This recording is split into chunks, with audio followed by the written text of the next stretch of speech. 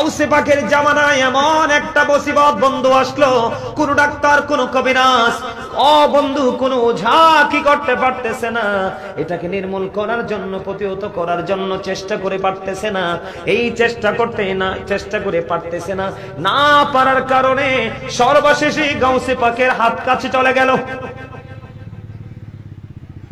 গাউসে পাকের কাছে যখন বন্ধু চলে গেল, তখন ওই তৎকালীন সময়ে গাউসে পাকের জামানায় মসজিদের আঙ্গিনা থেকে বন্ধু আমি ওনার জীবনী পড়ে পেয়েছি।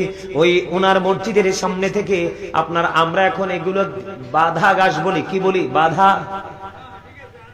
আছে না, চিকন চিকন ধানের মানে জালার মতো হয়, আলির মতো হয়, চিকন চিকন দেখতে খুবই সুন্দর। এরকম একটু একটু করে আল্লাহর ওলির হাতে চিমটি দিয়ে দিয়ে এক একজনকে দিয়ে দিচ্ছে, আর এক একজন চিবিয়ে চিবিয়ে বন্ধু রস খেয়ে নিচ্ছে। যারা বিশ্বাস করে খেয়েছে তারাই ওই তৎকালীন সময় মহামারীতে বিমার থেকে মুক্তি নিয়ে গেছে, আর যারা বিশ্বাস করতে পারেনি তারা ভোগান্তিতে পড়েছে। আওয়াজ তুলে বলুন আল্লাহু আকবার। আপনাদেরকে মনে রাখতে হবে বন্ধু, আমার দিকে তাকান। আল্লাহর ওলিদের পাওয়ার, আল্লাহর ওলিদের মর্যাদা, আল্লাহর ওলিদের দৃষ্টি, আল্লাহর ওলিদের চপত চলা এই সাধারণ মানুষের মতো নয়। আল্লাহ বলেছেন আতিউল্লাহ, তোমরা আল্লাহর অনুগত্য করো, ওয়া আতিউ রাসূল, রাসূলের অনুগত্য করো, ওয়া উলিল আমরি মিনকুম, তোমাদের মধ্যকার উলিল আমরদের অনুগত্য করো। এই উলিল আমর দ্বারা শায়েখদেরকে বোঝানো হয়েছে, হক্কানি আলেম এবং হক্কানি আল্লাহর ওলিদেরকে বোঝানো হয়েছে। আল্লাহ বলেছেন ইয়া আইয়ুহাল্লাযীনা আমানুত্তাকুল্লাহা ওয়াবতাগু ইলাইহিল ওসিলা। আল্লাহ রাব্বুল আলামিন বলেছেন, O believers, you fear me, জোরে জোরে কন্না আল্লাহু আকবার, আল্লাহু আকবার, আর জোরে কন্না আল্লাহু আকবার। ওয়াবতাগু ইলাইহিল ওসিলা, ঈমানদারেরা তোমরা আল্লাহকে ভয় করো এবং আল্লাহকে পাওয়ার জন্য তোমরা উসিলা খোঁজো। আপনারা কি আজকে আল্লাহ পাওয়ার উসিলা হিসাবে মাহফিলটাকে কবুল করছেন না? কথা বলেন না কেন? কিন্তু এইটা যে করলে সওয়াব হয়, এটাতে আসলে যুক্ত হলে যে মানুষ বেনিফিট পায়, এটা শিখছেন কার থেকে? আলেমদের থেকে না। আপনি যে আলেমের কাছ থেকে শিখেছেন, উনি শিখেছে ওনার ওস্তাদের কাছ থেকে, ওনার ওস্তাদের কাছ থেকে। এমনি করে করে মুলির দিকে চাইয়া দেখেন 360 আউলিয়ার হাত ধরে এসেছে। কথা কন না কেন? আরো জোরে বলে। আমি কিন্তু কোরআন থেকে বলছি। আল্লাহ বলেছেন, হে ঈমানদারগণ, তোমরা আল্লাহকে ভয় করো, আল্লাহকে পাওয়ার জন্য উসিলা তালাশ করো। হুজুর উসিলাটা কি? আল্লাহ বলেছেন ওয়াকুনু মা'আস সাদিকিন। আল্লাহ রাব্বুল আলামিন বলে দিয়েছেন এই উসিলাটা হলো সাদিকিন। সাদিকিনের ব্যাখ্যায় তাফসীরে রুহুল বায়ানের মধ্যে এসেছে আল্লাহর ওলিদের কথা। সাদিকিনের ব্যাখ্যায় তাফসীরে মাঝারির মধ্যে এসেছে আল্লাহর ওলিদের কথা। সাদিকিনের ব্যাখ্যায় তাফসীরে কদরির মধ্যে এসেছে বন্ধু হক্কানি আলেম এবং ওলিদের কথা। আলেমদেরকে যুক্ত করা হলো কেন? আলেমদেরকে যুক্ত করার কানে মানি হলো হক্কানি আলেমরা হলো আল্লাহ রাসূলের বিধি বিধানের খুনি। আপনাদের সুবহানাল্লাহ তো মজা হয় না? সুবহানাল্লাহ মজা হয় না? মজা হয় না? আরে মনে হয় যে সুবহানাল্লাহরে তালাও দিয়া দরজা বন্ধ করে রাখি দিছে। আপনার এলাকার লোকের সুবহানাল্লাহ তালাবদ্ধ আছে। তালাবদ্ধ সুবহানাল্লাহ দিলে লাভ হইতো না, আপনারা বেকে জান্নাতের মেহমান। আর নবী কয়, তোমরা যখন জান্নাতের বাগানে যাও, তোমরা জান্নাতের মেহমান হয়ে যাও। আমার নবীজি বলে দিয়েছেন, রাতের বেলা জান্নাতের বাগানে গেলে জান্নাতের মেহমানের জন্য রাতের ডিনার হলো সুবহানাল্লাহ। এই যে আমার কর্নার থেকে আর বায়ু গাকার মজা করি সুবহানাল্লাহ কইছেন, আপনারা ব্যাকে মিলি কোন সুবহানাল্লাহ। আরে আরো জোরে কন্না মিয়া। আমরা তো সুবহানাল্লাহর চর্চা নাই, কইবেন কেমনে? মুখে ঠোঁটে অন্তরে তো জড়তা একবারে বাসা বাঁধছে।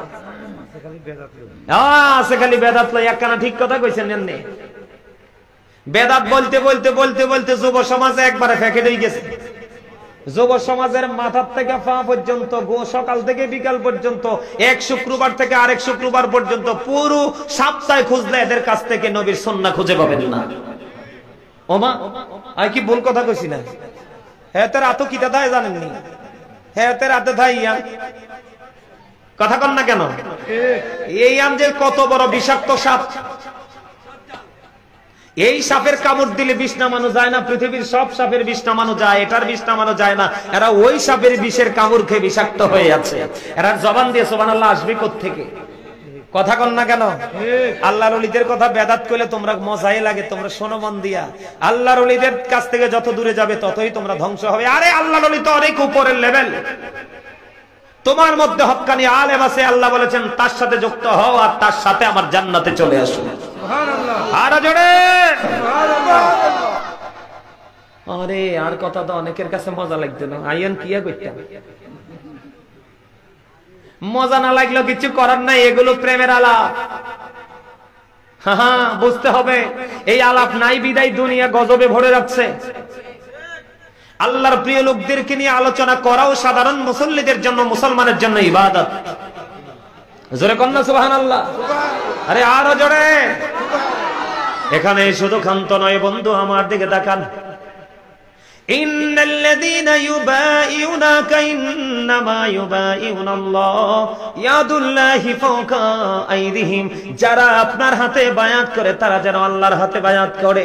আল্লাহর ওলিদের হাতের উপর থাকে আল্লাহর কুদরতি হাত। সুবহানাল্লাহ। কোরআন থেকে বলছে, এগুলো হাদিস না, সবগুলো কোরআনের দলিল। নিশ্চয়ই যারা আপনার হাতে বায়াত করে তার মানে আল্লাহর ওলির হাতে যারা বায়াত গ্রহণ করলো, আল্লাহর ওলির পবিত্র হাতে যারা হাত রাখলো, যে বায়াত হইতে গিয়েছে সে তো দেখছে আল্লাহর ওলির হাত। আল্লাহর কোরআন সাক্ষী দেয়, আল্লাহ বলতেছে ওই আমার প্রিয় আল্লাহর ওলির হাতের উপরে আমি আল্লাহর কুদরতি হাত রয়েছে। তুমি আমার ওলির হাতে তো হাত দাওনি, ওলির হাতে হাত দেওয়ার আগে আমি আল্লাহর কুদরতি হাতে হাত দিয়েছ। আরে আরো জোরে বলেন না সুবহানাল্লাহ। কথা কি বুঝে আসে না আমার? আল্লাহ বলে আলা ইন্না আউলিয়া আল্লাহি লা খাউফুন আলাইহিম ওয়া লা হুম ইয়াহজানুন। আল্লাহ বলে behold, জেনে রাখো, verily thou friends of Allah have nothing to fear or to regret। জেনে রাখো আল্লাহর ওলিদের কোনো ভয় নেই, তাদের কোনো দুঃখ নেই, তাদের কোনো চিন্তা নেই, or to regret, তারা পরকালেও চ্যাম্পিয়ন। সুবহানাল্লাহ। আর জোরে কন্না সুবহানাল্লাহ। সেই ওলিদের সম্রাটকে বড় পীর আব্দুল কাদের জিলানী আমরা গাউসে পাক হিসেবে যাকে চিনি, ঠিক কিনা বলেন? এটা আপনাদের বিশ্বাস হয়? কার কার বিশ্বাস হয় হাত তুলে দেখান। নারায়ে তাকবীর, আল্লাহু আকবার, নারায়ে রিসালাত, ইয়া রাসূলুল্লাহ, নারায়ে গাউসিয়া, ইয়া রাসূলুল্লাহ, পবিত্র ঈদে মিলাদুন নবী জিন্দাবাদ জিন্দাবাদ। স্লোগানটা মজা হয় না? লবণ সারা হইছে। শুধু এখানে ক্ষান্ত নয় বন্ধু, আমার কথা শোন। আল্লাহর ওলিদেরকে নিয়ে আল্লাহ রাব্বুল আলামিন আরো কত দলিল দিয়েছে। আল্লাহ জানে যুগে যুগে যুগে যুগে বেয়াদব প্রকাশিত হবে রে। ও বন্ধু, আল্লাহর নবীর দুশমন এবং ওলিদের দুশমন যুগে যুগে পৃথিবীতে আসবে রে। আল্লাহ রাব্বুল আলামিন জানে, এই জন্য আল্লাহ রাব্বুল আলামিন একবারে কোট করে করে পবিত্র কালামে হাকিমে আল্লাহর ওলিদেরকে নিয়ে আল্লাহ ওয়াজ করেছে। সুবহানাল্লাহ।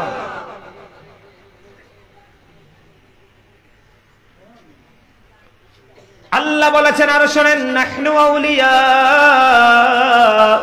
ফিল হায়াতুদ দুনিয়া ইল্লা নাহনু আউলিয়াউকুম ফিল হায়াতিদ দুনিয়া ওয়া ফিল আখিরাহ। জোরে জোরে কোন আল্লাহু আকবার। আল্লাহু আকবার। আমরাই তোমাদের বন্ধু দুনিয়ার জীবনে এবং পরকালের জীবনে। আর জোরে কোন সুবহানাল্লাহ। We are your protecting friends in the life of the world and in the hereafter. আমরাই তোমাদের বন্ধু দুনিয়ার জীবনে এবং পরকালের জীবনে। কারা? আল্লাহর ওলিরা। আপনি তো নবীকে পেতে পারবেন, নবীকে পাবেন। আমার দিকে তাকান, নবীকে পাবেন। আমি আপনাদেরকে একটা হাদিস শোনাই, তাহলে আপনাদের এই মর্যাদার জায়গাটা আরো সহজ হবে। শুনবেন? বলবো? আমি একটা হাদিস শরীফ আপনাদেরকে শোনাই, শুধু খেয়াল করবেন। যে বিন্দু পরিমাণ সন্দেহ করবে তার ঈমান চলে যাবে। কি চলে যাবে? ঈমান চলে যাবে। আমি কি একটু শোনাই আপনাদেরকে, মনটা দিয়ে শুনবেন। বিসমিল্লাহির রহমানির রহিম।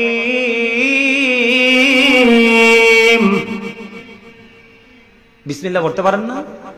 পড়লেন না কেন? ওরে বাপরে বাপরে বাপ, চা দোকানে গেলে তো খাইছে একজনে চা দেখলে ভাই আরোগ্যতে এই সময় ঠোঁট দুটা একসাথে বাইরাবাড়ি করে, ঠিক কিনা কন?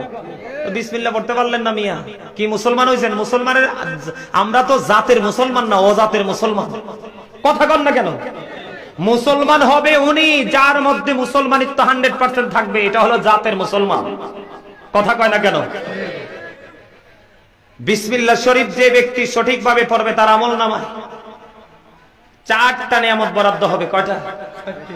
এটা পাবেন হাসরের দিন। একটা মধুর নদী, একটা দুধের নদী, একটা শরবতের নদী, একটা পানির নদী। যেই মুমিন প্রত্যেকটা ভালো কাজের আগে বিসমিল্লাহ পড়বে তার জন্য 4টা নহর বরাদ্দ। কয়টা? একটা মধুর, একটা দুধের, একটা শরবতের, একটা পানির। আপনার যেটা মন চায় সেটা খেতে পারবেন, তবে একবার পান করলে মিনিমাম 40 বছর আর তৃষ্ণা লাগবে না। আর যে আমল করতে পারেন নাই তার জন্য এমন উত্তপ্ত পানি বরাদ্দ। পাপী যেটা মাথায় ঢালতে দেরি পেটের মধ্যে ঢুকবে, পেটের মধ্যে ঢুকতে দেরি 2 রানের মধ্যখান দিয়ে সবকিছু লিকুইড হয়ে বের হতে দেরি হবে। এবার বুঝেন নেগেটিভটা কত কত ভয়ঙ্কর, পজিটিভটা কত নিয়ামত। সুবহানাল্লাহ বলেন। বিসমিল্লাহির রহমানির রহিম।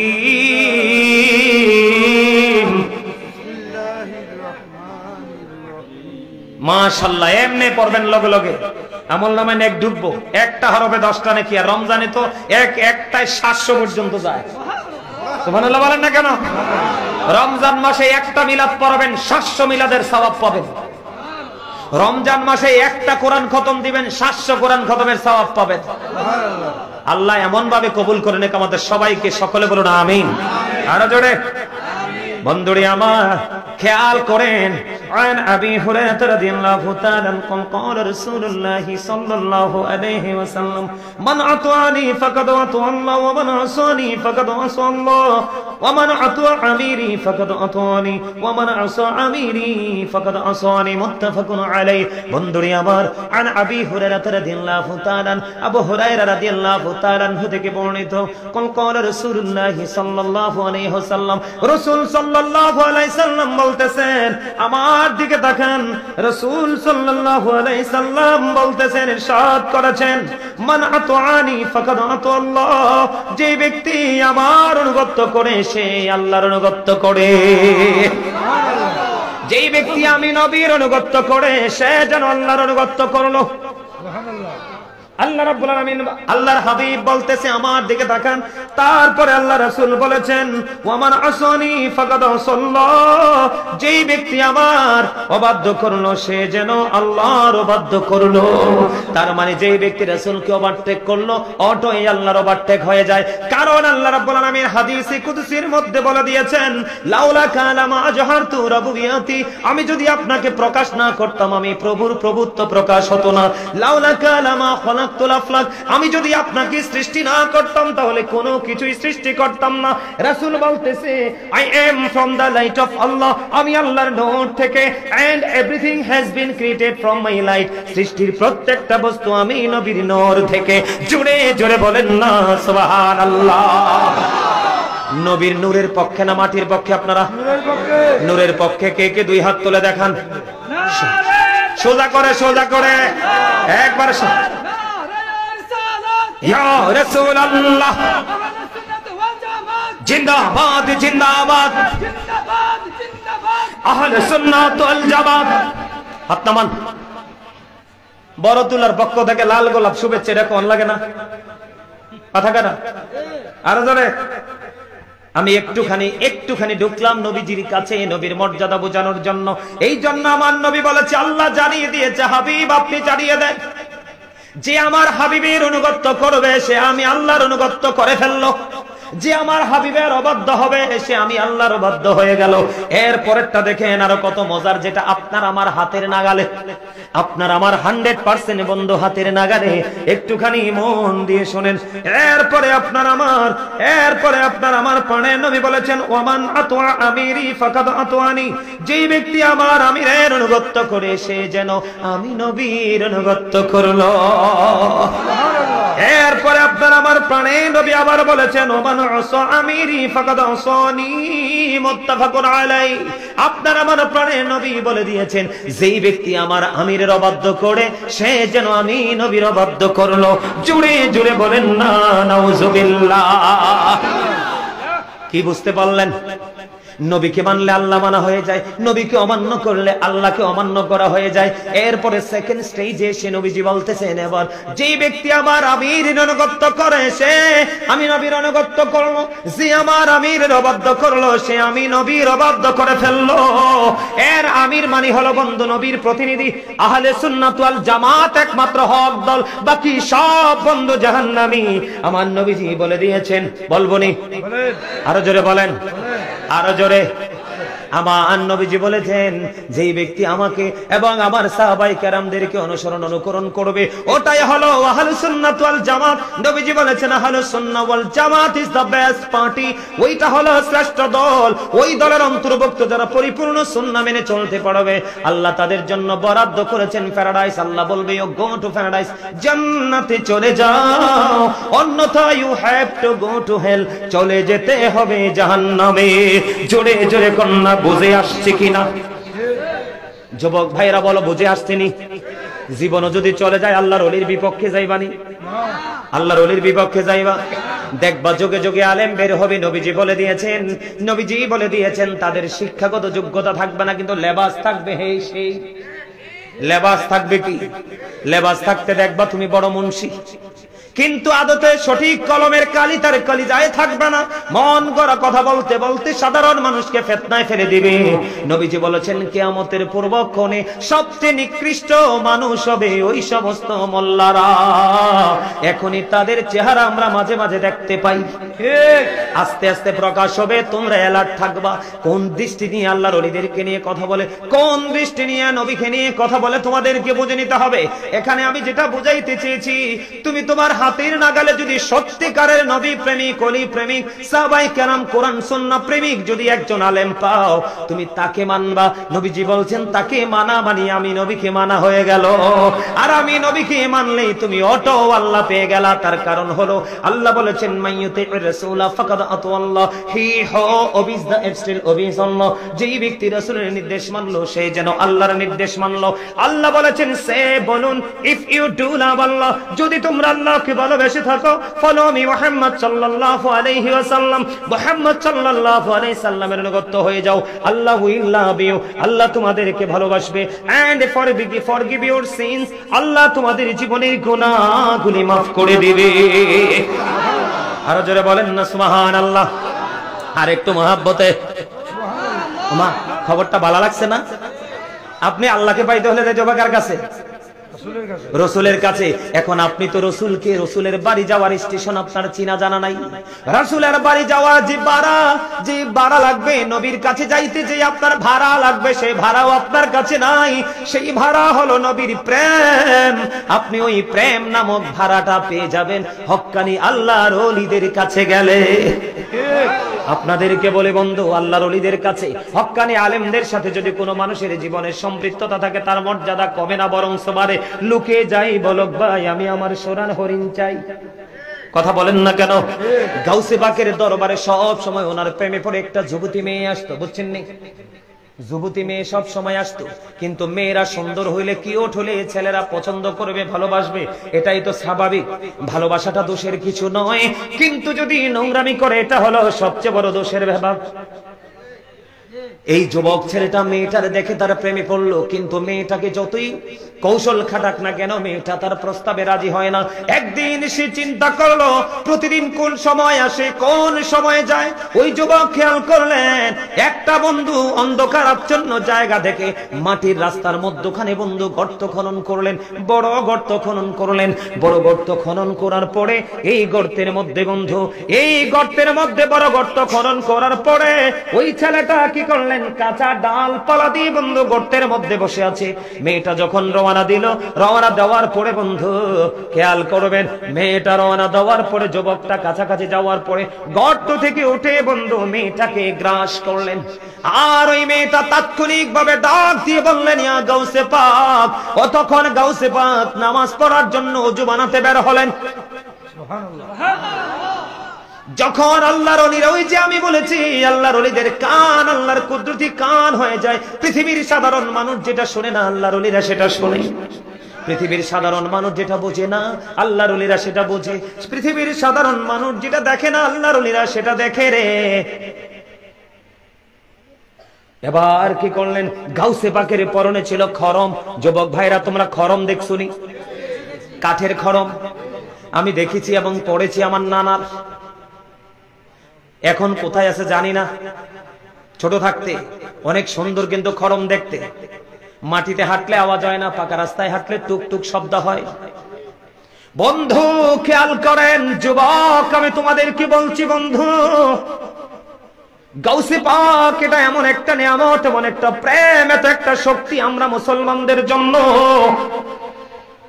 তিনি বের হলেন অজু করার সময়, ভেসে ভেসে আসলো ইয়া গাউসে পাক, ইয়া গাউসে পাক ডাকতেছে ওই মেয়েটা বিপদগ্রস্ত, তার ইজ্জত বাঁচানোর জন্য।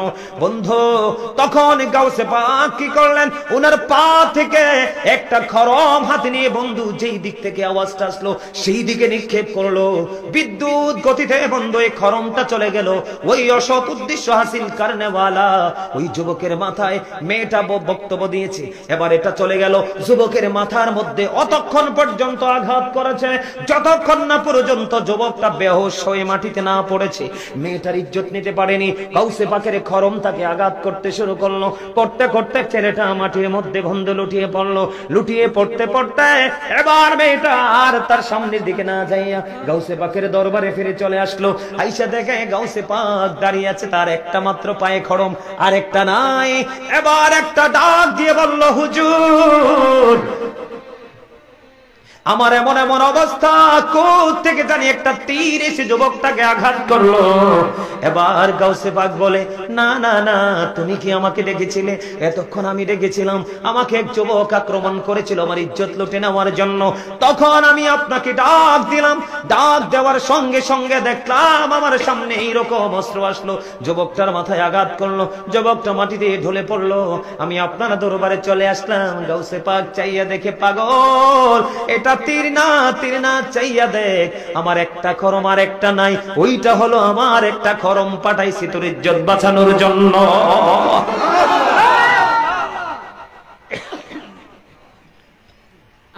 ইয়া আবু জাহেলের কাছে আমার নবী আছিল একবারে বিশ্রী, কথা কয় না। আবু জাহেলের কাছে আমার নবী আছিল কি নবী অসুন্দর, আমার নবী কইছে তোমার মন্তব্য ঠিক আছে, ঠিক না বলে?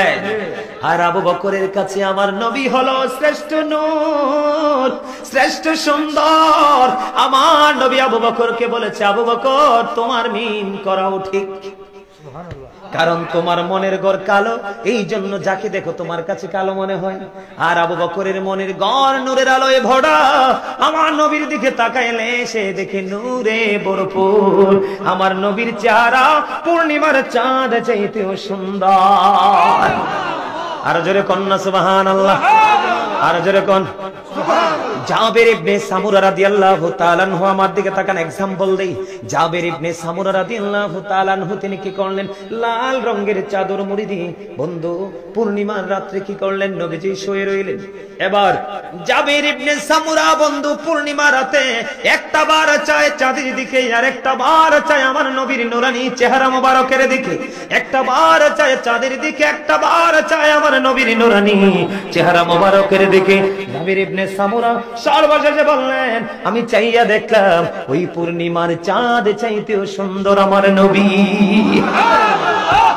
এটা হচ্ছে দৃষ্টির কাছে আজকের মাহফিল কারো কারো জন্য শ্রেষ্ঠ নিয়ামত, আবার কারো কারো মুসলমান কোন কোন মুসলমানের জন্য কিয়ামত, ঠিক কিনা বলেন? আর জোরে এই এই হুজুর আসছে না, আসছে।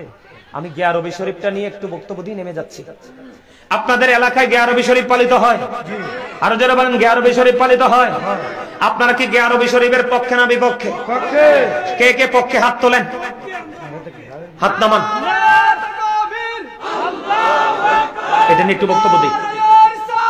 ইয়া রাসূলুল্লাহ ইয়া গাউসুল আজম জিন্দাবাদ জিন্দাবাদ। লাল গোলাপ শুভেচ্ছা, রাস্তার পক্ষ থেকে লাল গোলাপ শুভেচ্ছা। একবার এবার সব ফুল দিয়া লাইছে আমারে, আমিন কো, আরো ধরে কোন আমার দিকে তাকান। আচ্ছা তাহলে 10 মিনিট 10 মিনিট। এই গিয়ারবি শরীফটা কোত্থেকে আসছে আমি আপনাদেরকে বলি, এটা গাউসে পাক থেকে আসছে। নবীজির আগমনকে ঘিরে, নবীজির মিলাদতকে ঘিরে, নবীজির শুভ আগমনকে ঘিরে গাউসে পাক নবীর প্রেমে সব সময় কি করতেন? মিলাদ পড়তেন, মিলাদ পড়তেন। সুবহানাল্লাহ বলেন। এখন আমাদের দেশে কিছু কাঠমোল্লা বেরিয়েছে মিলাদ বলে বেদাত। মিলাদ শব্দের অর্থ জন্ম বৃত্তান্ত, ঠিক কিনা বলেন? তো নবী যা আইছে এটা কি ভুলনি? এটা কি বেদাত নেই? তো এই দিনে আল্লাহ তো বলছে, ওই দিনকে ঘিরে আল্লাহ বলেছেন ফালিয়াফরাহু, তোমরা আনন্দ উৎসব করো। আল্লাহ লাভ হবে কি? আল্লাহ বলেছেন হুয়া খায়রুম মিম্মা ইয়াজমাউন, এটা তোমার পুঁজি করা সম্পদ চাইতে উত্তম। সুবহানাল্লাহ। গাউসে পাক নবীর প্রেমে পড়ে গেল বন্ধু, প্রেমে পড়ে পড়ে পড়ে পড়ে পড়ে বন্ধু একটার পর একটা, একটার পর একটা নবীর প্রেমের উজ্জ্বল দৃষ্টান্ত স্থাপন করে যাচ্ছে। যাইতে যাইতে যাইতে যাইতে একদিন গাউসে পাকের ঘরে এসে আমার নবী হাজির হয়ে গেছে।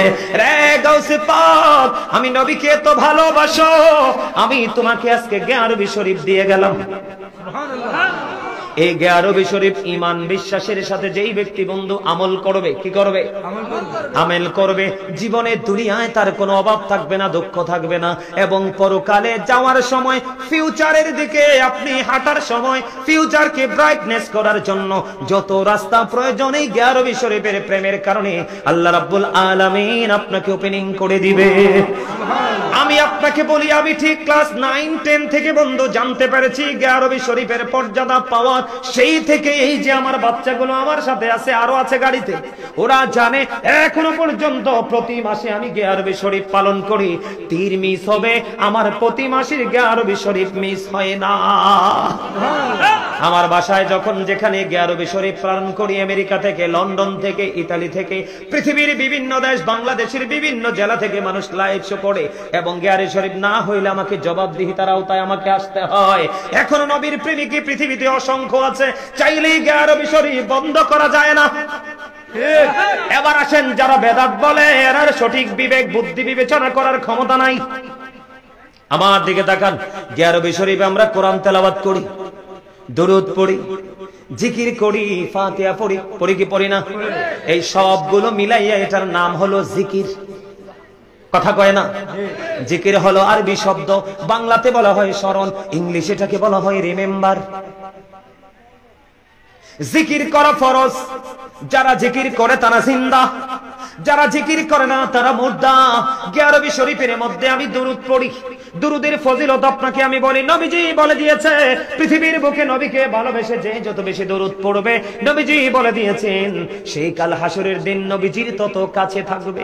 সুবহানাল্লাহ। গিয়ারবি শরীফে লাভ না লস?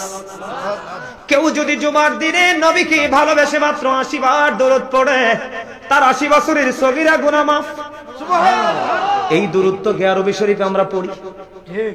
আপনি কোন যুক্তিতে বেদাত বললেন? যিনি বেদাত বলবে তাকে বলবেন আমার দলিল তুমি গিয়ারবি শরীফের প্রমাণ আগে নিও, তুমি আগে কোথায় বেদাত পাইছো সেই দলিল আগে দাও। ঠিক। কথা কয় না? ঠিক। হযরত আনাস রাদিয়াল্লাহু তাআলা আনহু থেকে হাদিস বর্ণিত, হাদিস কানে এসেছে দাইলামি শরীফের মধ্যে। আমার নবী, আপনার নবী, দো জাহানের বাদশা নবী, তিনি বলে দিয়েছেন কেউ যদি রাসূলকে ভালোবেসে প্রতিদিন যদি 1000 বার যদি দরুদ পড়তে পারে, তে জান্নাত না দেখা পর্যন্ত তার মরণ হবে না। এই দরুদ গিয়ারবি শরীফে পড়া হয়। এবার আসেন জিকির, এদিকে তাকান। আল্লাহ বলেছেন জিকা, আল্লাহ রাব্বুল আলামিন বলেছেন remember me then I will remember you. Allah বলেছেন ফাযকুরুনি আযকুরুকুম, তোমরা আমাকে স্মরণ করো আমি তোমাদেরকে স্মরণ করব। সুবহানাল্লাহ বলেন না কেন? আল্লাহ বলেছেন ইয়া আইয়ুহাল্লাযীনা আমানু যকুরুল্লাহা যিকরান কাসীরা ওয়া সাব্বিহুহু বুকরাতাও ওয়া আসীলা। আল্লাহ ইমানদারকে ডেকে বলেছেন তোমরা বেশি বেশি করে আল্লাহর জিকির করো, সকাল টু সন্ধ্যা আল্লাহর পবিত্রতা বর্ণনা করো। ফাযকুরুল্লাহা কিয়ামান, দাঁড়িয়ে দাঁড়িয়ে জিকির করো, কুউদান, বসে বসে জিকির করো, ওয়া আলা যুনুবিকুম, শুয়ে শুয়ে জিকির করো। তারপরেও জিকির বন্ধ করা যাবে না। এই দেখেন আমরা গিয়ারবি শরীফে জিকির করি কিনা? কথা বলেন না কেন? এখন জিকির কাকে বলে? সুবহানাল্লাহ, আলহামদুলিল্লাহ, আল্লাহু আকবার, লা ইলাহা ইল্লাল্লাহ। সৎ কাজের জন্য রাখা, অসৎ কাজের জন্য বারণ করা, এগুলা তো জিকির। আমার দিকে তাকান, একটা হাদিস শরীফ হযরতে আবু হুরায়রা রাদিয়াল্লাহু তাআলা আনহু থেকে আপনার আমার প্রাণের নবী কি বলেছে দেখেন। নবীজি বলেছেন, তুমি আল্লাহকে যেমন মনে করো আল্লাহ তোমার নিকট ঠিক তেমন। তুমি যদি জিকির করতে করতে আল্লাহর দিকে 1 গজ পরিমাণ এগিয়ে যাও, 1 বিঘা পরিমাণ এগিয়ে যাও, আল্লাহ তোমার দিকে 1 গজ পরিমাণ এগিয়ে আসে। হাদিস শরীফ প্রমাণিত, কেউ যদি 1 হাত পরিমাণ এগিয়ে যায় আল্লাহ বান্দার দিকে 2 হাত পরিমাণ এগিয়ে আসে। কেউ যদি হেঁটে হেঁটে জিকির করতে চায় আল্লাহ তার দিকে দৌড়ে আসে। কেউ যদি কোনো জলসায় বসে আল্লাহর জিকির করে, তার চাইতে উত্তম জলসায় বসে আল্লাহ তার জিকির করে। তাহলে আপনি কোন দিক দিয়ে জিকিরকে বেদাত ফতোয়া দিবেন? আপনার মাথায় সমস্যা আছে। আপনি আপনার পছন্দের বক্তা থেকে শুনে শুনে বলছেন। আপনি তো জানেন না বক্তা কত বড় দুশমনের রাসূল, দুশমনে ওলি। কথা কন না কেন? দুরূদ হচ্ছে, জিকির হচ্ছে, কোরআন তেলাওয়াত ফরজ নাকি? কথা বলেন না কেন? এটা জিকির না? আরো জোরে বলেন। কোরআন তেলাওয়াত দিয়ে শুরু করি, আপনি কোন যুক্তিতে বলেন বেদাত? ঠিক না বেঠিক? গিয়ারবি শরীফ 100% জায়েজ, কেউ বন্ধ করবেন না, বরং সেটা আরো বাড়াই দিবেন, প্রচলন বাড়াবেন। যারা বেদাত বলে তাদের জন্য সুস্বাদু খাবারের আয়োজন করে তাদেরকেও দাওয়াত দিবেন। কথা কন না কা? ঠিক না বেঠিক? আমার চাচা বলছে বাবা মানে একটু বলতাম কিনে, বাবা মানে কিনে আমি সমান 20-এ ছেড়ে দিব মাইকটা, আর 9 মিনিটে আমি বাবা মানে একটু আলোচনা করব। আল্লাহ রাব্বুল আলামিন কোরআনে বলেছেন ওয়াবিল ওয়ালিদাইনি ইহসানা। আল্লাহ বলেছেন ওয়াবুদুল্লাহ ওয়ালা তুশরিকু বিহি শাইয়্যা ওয়াবিল ওয়ালিদাইনি ইহসানা। আল্লাহ বলেছেন তোমরা আল্লাহর সাথে কি করো না? কাউকে শরীক করিও না। তোমরা আল্লাহর গোলামি করো, পিতামাতাকে ভালো সম্মান মর্যাদা দাও। কেন জানো? Paradise of the child under the feet of the mother. মায়ের পায়ের নিচেই সন্তানের জান্নাত। সুবহানাল্লাহ। আরো জোরে, এই এগুলাকে নাও। মায়ের পায়ের নিচে সন্তানের কি? Paradise of the child under the feet of the mother. মায়ের পায়ের নিচে সন্তানের জান্নাত।